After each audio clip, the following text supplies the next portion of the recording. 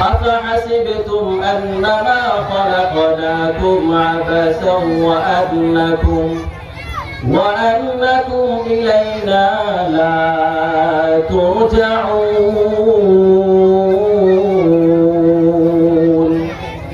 মানুষ তুমি কি ভেবেছো, মানুষ তুমি কি ধারণা করেছো তোমাকে আমি আল্লাহ তাআলা অনর্থক বানাইলাম?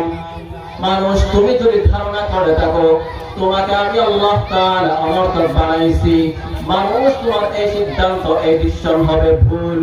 আমি আল্লাহ তাআলা দুনিয়ার মধ্যে কোনো মানুষকে, কোনো জিনিসকে অযথা বেহুদা সৃষ্টি করে নাই। দুনিয়ার মধ্যে আমি আল্লাহ তাআলা যত কিছু সৃষ্টি করলাম সব কিছু সৃষ্টির পিছনে কারণ রয়েছে। যেমন আপনাদেরকে বোঝার জন্য বলি, আজকে যে সামি আলাটা কারণ হয়েছে কিনা, এই সামি আলাটা কারোর পিছনে কারণ আছে না নাই? অবশ্যই দুনিয়ার মধ্যে কোনো বান্দা কোনো কিছু কাজ করার পিছনে কারণ আছে কি নাই? অবশ্যই কারণ আছে। যেমন আমরা দুনিয়ার মধ্যে চলার জন্য গাড়ি বানাই কি বানাই না? গাড়ি কেন বানানো প্রশ্ন করা হয় ইঞ্জিনিয়ারিংকে, ও ইঞ্জিনিয়ার সাহেব আপনি কেন গাড়ি বানাইলেন? ইঞ্জিনিয়ার সাহেব আমাকে জবাব বলবেন, ও আমি এজন্য গাড়ি বানাইলাম যাতে মানুষের চলাফেরাটা সহজ হয়ে যায়।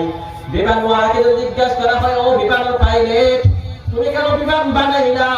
বিমানওয়ালা আমাকে জবাব বলবেন, মানুষের যাতায়াত সহজ হওয়ার জন্য আমি ইঞ্জিনিয়ারিং কাজ করে বিমানটাকে বানাইলাম।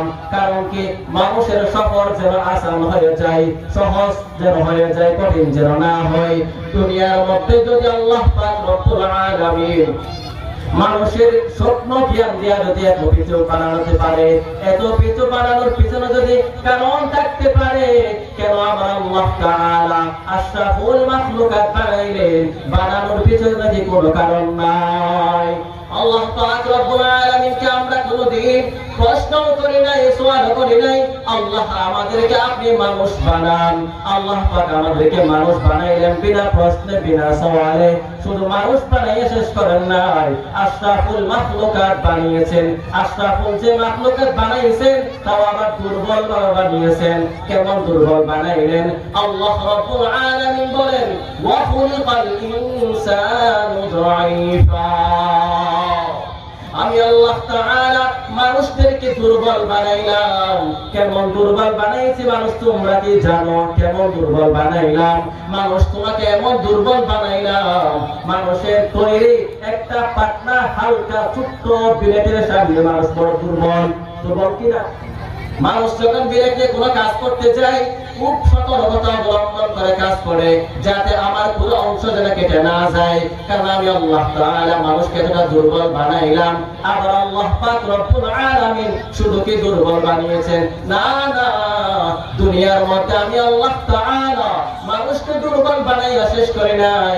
আমি আল্লাহ তাআলা আবার সম্মান চেয়ারও দান করেছি।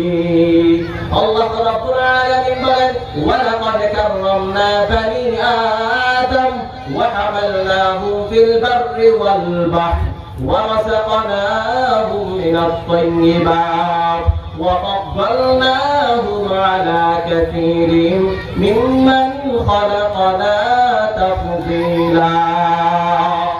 আমি আল্লাহ তাআলা মানুষকে দুর্বল বানিয়ে শেষ করি নাই। আমি আল্লাহ তাআলা আবার মানুষকে সম্মান ও চেয়ার দান করেছি। কেমন সম্মান ও চেয়ার দান করেছি? কিছু মানুষকে আমি আল্লাহ তাআলা এমপি মন্ত্রী বানিয়েছি, আর কিছু মানুষকে আমি আল্লাহ তাআলা আবার বেতন বানিয়েছি। আমি আল্লাহ তাআলা কিছু মানুষকে আলেম উলামা বানিয়েছি, আর কিছু মানুষকে আমি আল্লাহ তাআলা তাদের খাদেম বিচার বানিয়েছি। দুনিয়ার মধ্যে যদি সব মানুষকে যদি আল্লাহ পাক ধনী বানাইতেন, দুনিয়ার মধ্যে কাজ করার জন্য কোনো লোক থাকতো না। যদি সবাই ধনী হয়ে থাকতো, সবাই এক সমান হতো, দুনিয়ার মধ্যে যারা এমপি মন্ত্রী আছে সমস্ত এমপি মন্ত্রী বাড়িগুলা হয়ে যাবে।